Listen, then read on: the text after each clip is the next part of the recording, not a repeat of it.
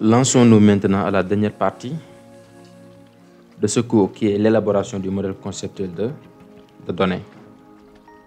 Alors, on avait dit que le modèle conceptuel de données est constitué d'entités, d'associations et de cardinalités. On va voir chacun de ces aspects-là, chacune de ces notions-là. On est d'accord?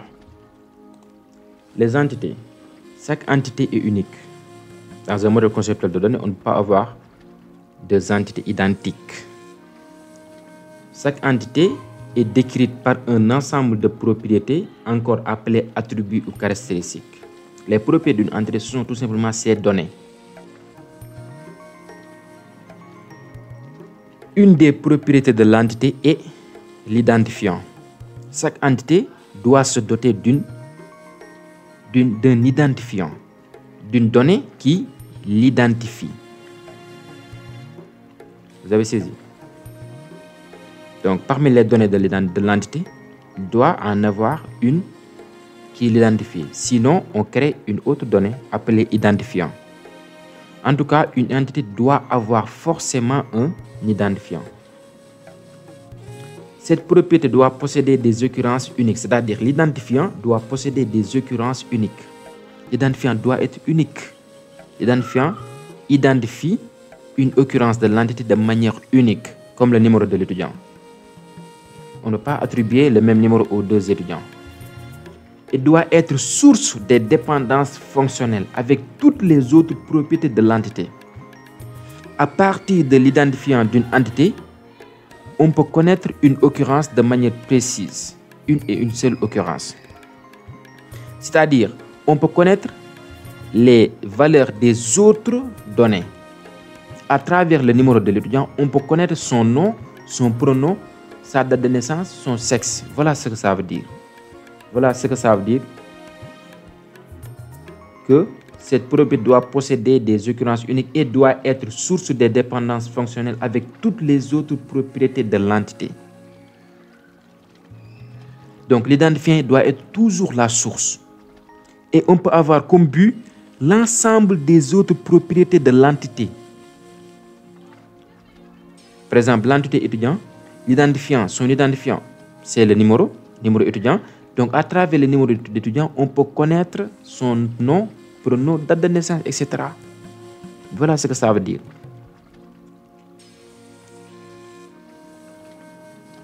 Donc, pour formaliser une entité, on met tout simplement un rectangle. Voilà. Après, on mentionne le nom de l'entité, ainsi que ses attributs. Et l'attribut identifiant doit se distinguer des autres. Donc, l'attribut identifiant, on doit être souligné.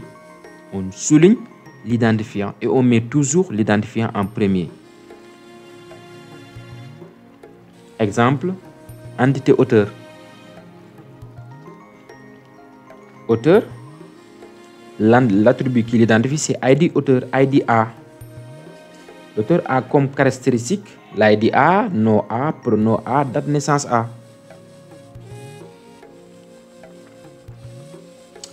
À partir de cette entité, c'est-à-dire à partir de l'entité auteur, on peut retrouver la règle de gestion suivante. Un auteur est identifié par un numéro unique, IDA, et est caractérisé par un nom, un prénom et une date de naissance. C'est-à-dire on doit connaître le nom, le prénom et la date de naissance de l'auteur d'un livre. Une entité peut n'avoir aucune, une ou plusieurs occurrences. Une entité peut n'avoir aucune, une ou plusieurs occurrences. Donc, si on vient de créer une entité, sûrement cette entité n'est pas encore sanctionnée d'occurrence. N'a pas encore d'occurrence. Dans ce cas, elle n'a aucune occurrence. Si on parvient maintenant à insérer une occurrence, une instance, si vous voulez, un tuple, dans ce cas, l'entité va en posséder une. Si on insère plusieurs occurrences, l'entité se retrouvera avec plusieurs occurrences. Donc, voici un exemple de table d'occurrence de l'entité auteur.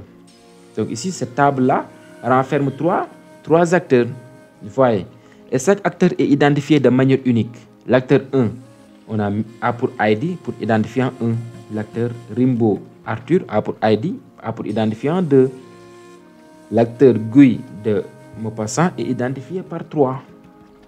Et chaque acteur, on a mentionné son nom, prénom et date de naissance. Intéressons-nous maintenant aux associations. Une association définit un lien sémantique entre une ou plusieurs entités. Une association définit un lien sémantique entre une ou plusieurs entités. C'est-à-dire les entités se sont reliées à travers des associations. En effet, la définition de lien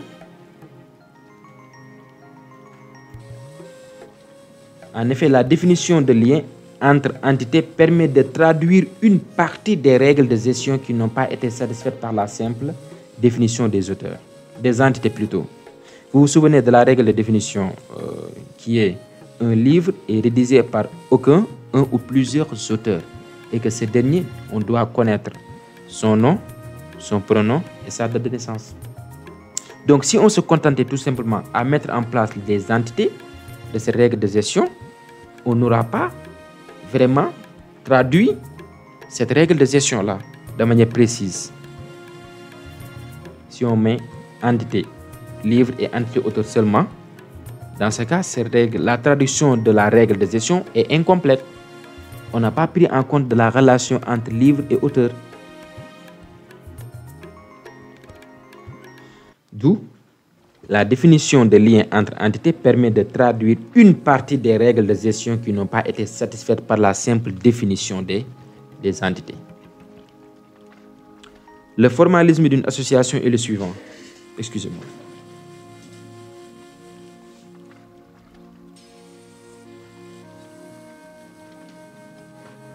Comment on matérialise une association au niveau du modèle conceptuel de données? C'est tout simplement cette voie-là. On met le nom de l'association et la liste des données portées. La liste des données portées, c'est-à-dire une association peut être sanctionnée de données. On va voir quand est-ce qu'une association aura des données. Et dans ce cas-là, cette association, on l'appelle association porteuse de données. Donc voilà comment on matérialise, comment on formalise une association. Donc exemple, généralement, le nom de l'association est un verbe définissant le lien entre les entités qui sont reliées par cette dernière, par cette association. Exemple, auteur, pays. Dans une des règles de gestion, on a vu qu'un auteur ne peut être né que dans un et un seul pays, n'est-ce pas? Donc voilà la traduction complète de cette règle de gestion. Non seulement on a pris en compte les entités décelées par cette règle de gestion, mais aussi la relation entre ces entités-là. Voyez. Donc ici, on a deux entités, auteur et pays. Et l'association, c'est être né. Et les cardinalités 1 et 1.1,1 et 0.n, on les appelle les cardinalités. On est d'accord. L'auteur ne peut être né que dans un et un seul pays et matérialisé. Ne peut être né dans un et un seul et matérialisé par la cardinalité 1,1. Par contre, dans un pays, peuvent être nés 0, 1 ou plusieurs auteurs. Ça, c'est-à-dire 0, 1 ou plusieurs auteurs est matérialisé par la cardinalité 0,n.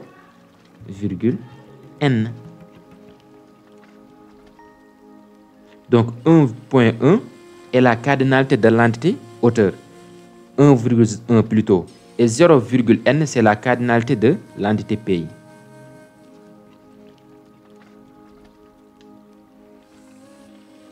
Ici, l'association être né traduit les deux règles de gestion suivantes, comme je l'ai dit par anticipation. Un auteur est né dans un et un seul pays. Dans un pays sont nés aucun, un ou plusieurs auteurs.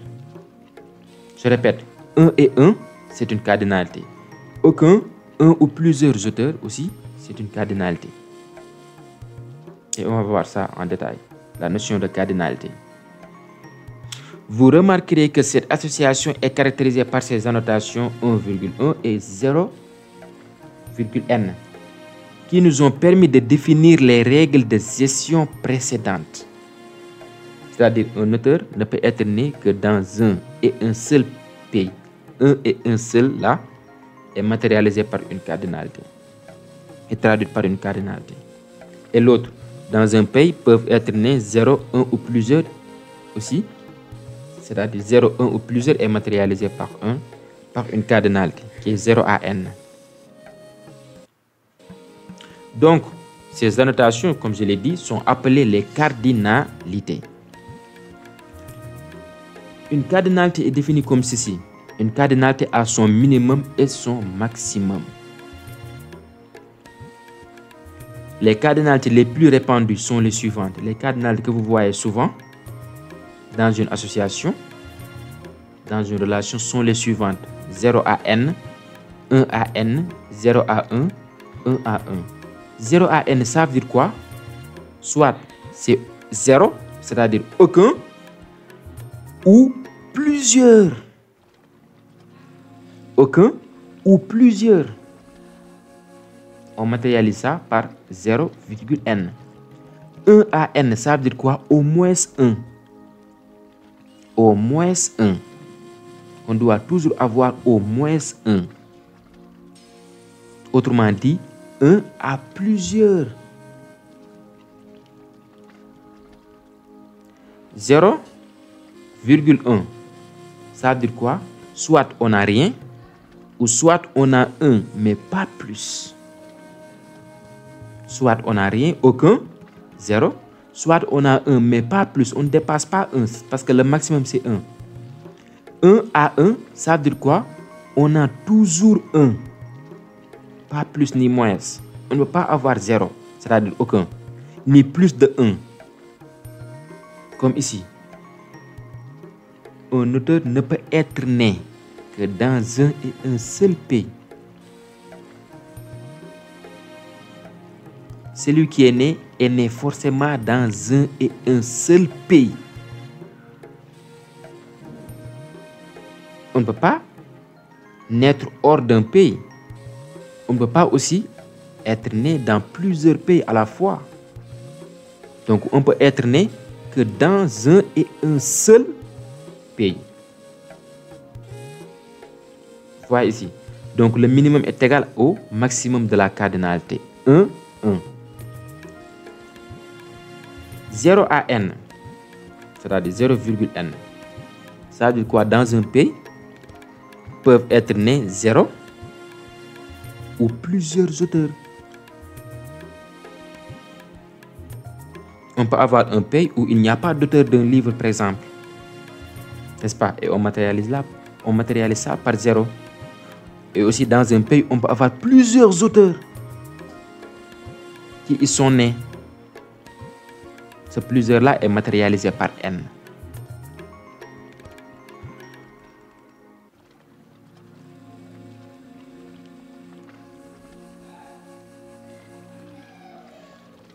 On est d'accord? Maintenant, on peut toutefois tomber sur des règles de gestion imposant des cardinalités avec des valeurs particulières. Mais cela reste assez exceptionnel. Et la présence de ces cardinalités imposera l'implantation de traitements supplémentaires. On peut tomber sur des cas, sur des règles de gestion qui imposent une certaine cardinalité, qui n'est aucune de ces cardinalités-là, c'est-à-dire 0 à plusieurs, 1 à plusieurs, aucun ou 1 à 1. C'est-à-dire 1 et 1 seul. Des fois, la règle de gestion nous impose une certaine cardinalité. Dans ce cas, pour prendre en compte ces cardinalités-là, il nous faut l'implantation de traitements supplémentaires.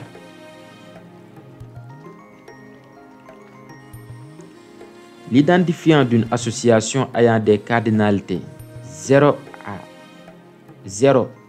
à n et 1 à n, de part 0 à n ou 1 à n, de part et d'autre, de part et d'autre est obtenu par la concaténation des entités qui participent à l'association. Imaginez l'association suivante, auteur, livre. Donc, d'après les cardinalités, on peut avoir plusieurs types de relations. On peut avoir une relation 1 à 1, ou bien une relation 1 à plusieurs, ou bien une relation plusieurs à plusieurs. On a une relation 1 à 1 que lorsque les cardinalités des deux entités qui forment l'association sont toutes 1 à n, 1 à 1 plutôt, ou 0 à 1. Les cardinalités de l'association, les deux cardinalités de l'association sont toutes 1 à 1 ou bien 0 à 1. C'est-à-dire, on ne note pas de n, plusieurs au niveau des deux cardinalités. Une relation est de type 1 à plusieurs lorsque tout simplement l'une des cardinalités de l'association est soit 0,1 ou bien 1,1.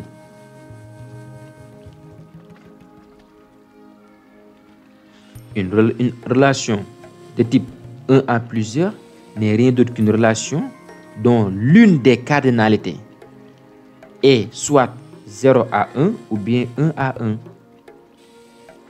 C'est-à-dire l'autre cardinalité doit avoir tout simplement comme maximum le n plusieurs. Et le dernier type de relation, c'est la relation plusieurs à plusieurs. C'est-à-dire toutes les deux cardinalités leur maximum est de plusieurs, n, renferme n. C'est-à-dire toutes les deux cardinalités doivent être soit 1 à n ou 0 à n. 1 à plusieurs ou 0 à plusieurs. Donc, au niveau des deux cardinalités, on note soit 1 à n, 1 à plusieurs ou bien 0 à plusieurs. C'est ça ce qu'on appelle une relation plusieurs à plusieurs. Et une relation plusieurs à plusieurs a ses réalités. Par exemple, ici, l'identifiant d'une association ayant des cardinalités 0 à n ou 1 à n de part et d'autre, c'est-à-dire les deux cardinalités de part et d'autre, est obtenu par la concaténation des entités qui participent à l'association. Ça veut dire quoi? Dans une relation plusieurs à plusieurs, l'association se traduira en une entité. Sera comme une entité. Et dans ce cas, elle peut contenir des données. En tout cas, elle a déjà un identifiant. Et l'identifiant de cette association-là, association entité, c'est-à-dire cette association qui va se traduire en entité lorsqu'il s'agit d'une relation plusieurs à plusieurs, son identifiant, c'est tout simplement la concaténation des identifiants des autres entités qui forment cette association-là. Par exemple, on a l'entité auteur-livre. L'entité auteur et l'entité livre. On sait très bien qu'un auteur peut rédiger un ou plusieurs livres. N'est-ce pas? Et un livre peut contenir 0, 1 ou plusieurs auteurs, c'est-à-dire 0 ou plusieurs auteurs.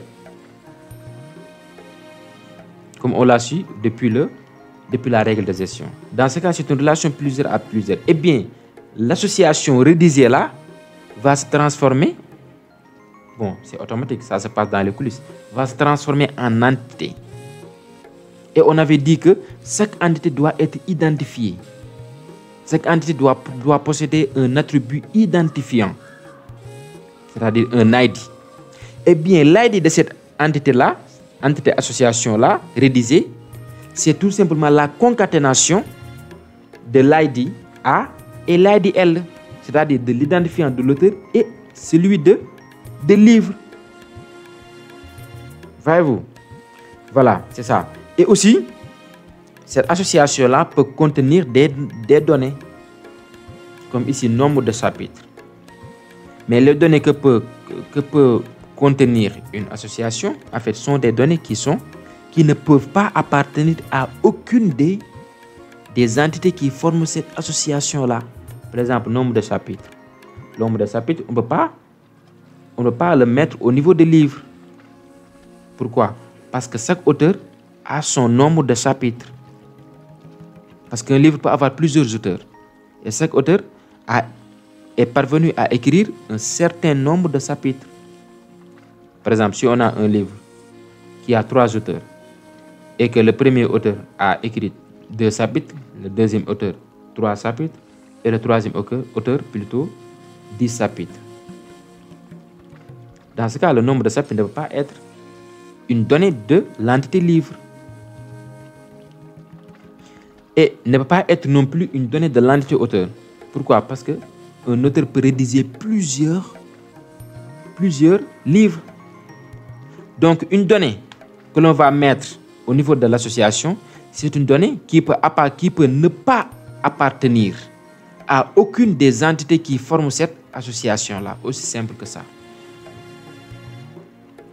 Donc, il faut bien penser au niveau des données. Si cette donnée-là doit appartenir à cette entité ou bien à l'autre, ou bien à l'association de l'entité. Mais on se pose ces questions-là lorsqu'il s'agit d'une relation plusieurs à plusieurs. Lorsqu'il s'agit d'une relation plusieurs à plusieurs, c'est-à-dire lorsque les cardinalités 0n, lorsqu'on a les cardinalités 0n, 1 ou 1n de part et d'autre de l'association. D'accord. Donc, une relation de plusieurs à plusieurs, c'est beaucoup plus difficile à traiter. Parce que leur association va se transformer en table au niveau de la base de données, comme on va le voir dans les chapitres à venir. Ici, un auteur rédige au moins un ou plusieurs livres et pour chaque livre, on connaît le nombre de chapitres rédigés par l'auteur. Pour chaque livre, on connaît le nombre de chapitres rédigés par l'auteur. On connaît aussi le nombre total de chapitres pour chaque livre. Donc, pour chaque livre, on peut mentionner son nombre total de pages ou de chapitres. C'est évident, mais quand même, on ne peut pas mentionner le nombre de chapitres de chaque auteur. Dans ce cas, on aura comme donnée nombre de chapitres de l'auteur 1, nombre de chapitres de l'auteur 2, nombre de chapitres de l'auteur 3. Et si on a 10 auteurs, ça va poser problème. Du coup, nombre de chapitres ne sera pas une donnée adéquate à l'entité livre. Donc, il faut l'isoler. Il faut l'isoler plutôt. En la mettant au niveau de l'association. L'association rédigée peut donc être identifiée par la concaténation des propriétés IDA et IDL. Je l'ai déjà dit. Ainsi, le couple IDA et IDL doit être unique pour chaque occurrence de l'association, vu que l'association se transformera en entité. Donc, la combinaison de ID auteur et ID livre doit être unique. Doit être unique.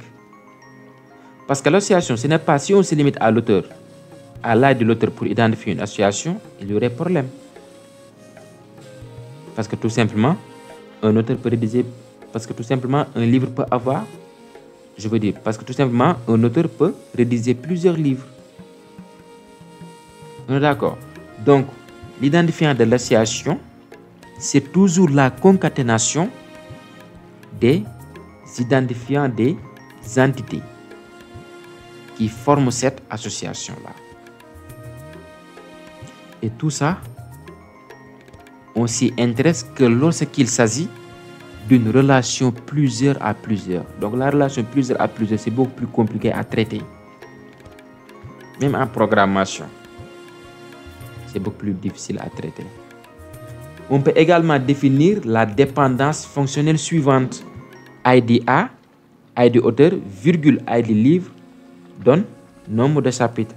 Donc, à partir de l'ID auteur et de l'ID livre combinés, concaténés, on peut avoir le nombre de chapitres. Donc, c'est l'intégralité de l'ID A et l'ID L qui détermine le nombre de chapitres. Donc ici, l'intégralité de l'ID A et l'ID L est élémentaire. Parce que l'ID A seulement ne suffira pas pour déterminer le nombre de chapitres. De même que l'ID L, l'ID livre, seulement ne suffira pas pour déterminer le nombre de chapitres.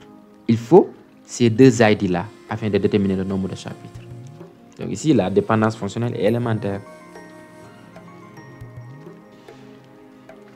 On dit que le nombre de chapitres rédigés par auteur ou pour un livre est une donnée portée par l'association rédigée. Donc l'association d'une relation plusieurs à plusieurs est appelée une association porteuse de données. Parce que cette association peut posséder des données. Parce que cette association sera traduite par deviendra une entité. Voilà ce que ça veut dire ici. On dit que NB, c'est-à-dire le nombre de chapitres rédigés par un auteur pour un livre, est une donnée portée par l'association rédigée. Cette association est donc une association porteuse de données. Les associations toujours, pour une association ayant au moins une cardinalité de type 0, 1 ou 1, 1, considérons dans un premier temps que cette dernière ne peut être porteuse de données et qu'elle est identifiée par l'identifiant de l'entité porteuse de la cardinalité 0, 1 ou 1, 1. Ça veut dire quoi? C'est tout simplement, ça veut dire que on ne peut avoir une association porteuse de données que lorsqu'il s'agit d'une relation plusieurs à plusieurs. C'est tout.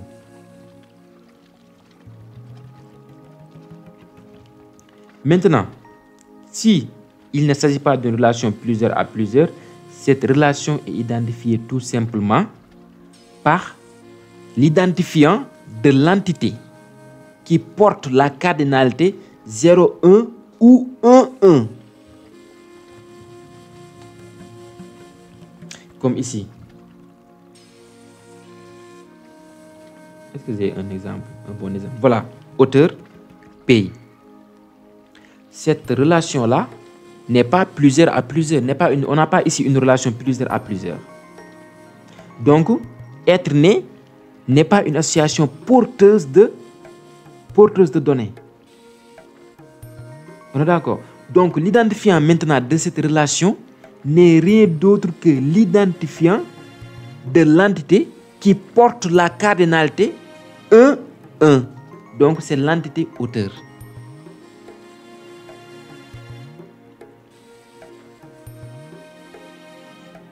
Vous avez saisi? Donc, c'est ça ce que ça veut dire. Parce qu'il ne s'agit pas d'une relation plusieurs à plusieurs. Il s'agit d'une relation 1 à plusieurs. Donc, l'identifiant de la relation n'est rien d'autre que l'identifiant de l'entité qui porte la cardinalité 0, 1 ou 1, 1. Maintenant, vous pouvez me demander si par exemple on a une relation 1 à 1. Quel est l'identifiant de cette relation? C'est l'une des deux entités. C'est à vous de choisir. Par contre, s'il s'agit d'une relation 1 à plusieurs, l'identifiant de la relation, c'est toujours l'identifiant de l'entité portant la cardinalité minimale. C'est-à-dire portant la cardinalité 0, 1 ou 1, 1. S'il s'agit d'une relation plusieurs à plusieurs, l'identifiant de la relation, c'est toujours la concaténation des identifiants des deux entités. Aussi simple que ça.